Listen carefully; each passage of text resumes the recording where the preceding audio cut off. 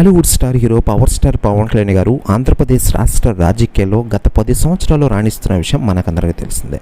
జనసేన పార్టీని స్థాపించి ఇప్పటివరకు 12 సంవత్సరాలు పూర్తి చేసుకున్నారు పవర్ స్టార్ పవన్ కళ్యాణ్ గారు. ఇప్పటికీ పవర్ స్టార్ పవన్ కళ్యాణ్ గారు ముఖ్యంగా 2024 ఎన్నికల్లో అద్భుత ఘన విజయం సాధించి ఈరోజు ఆంధ్రప్రదేశ్ రాష్ట్ర ఉప ముఖ్యమంత్రి హోదాలో ప్రజలకు సేవలు అందిస్తున్న విషయం మనకందరికీ తెలిసిందే.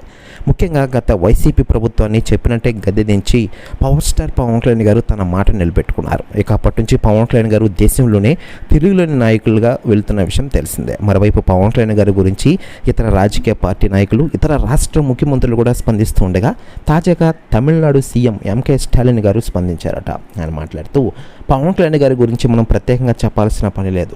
జనసేన పార్టీని ఈరోజు ఆంధ్రప్రదేశ్లో 2వ అతిపెద్ద పార్టీగా నిలపడంలో పవన్ కళ్యాణ్ గారు చేసిన కృషి అంతా ఇంత కాదు.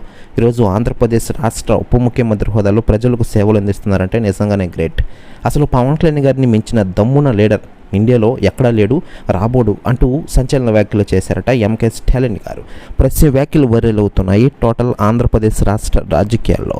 మరోవైపు పవన్ కళ్యాణ్ గారి విషయానికి వస్తే ప్రస్తుతం ఆంధ్రప్రదేశ్ రాష్ట్ర ఉప ముఖ్యమంత్రిగానే రాణిస్తూనే పలు రకాల సినిమాల షూటింగ్లతో ఫుల్ బిజీగా మారిపోయిన విషయం తెలిసిందే.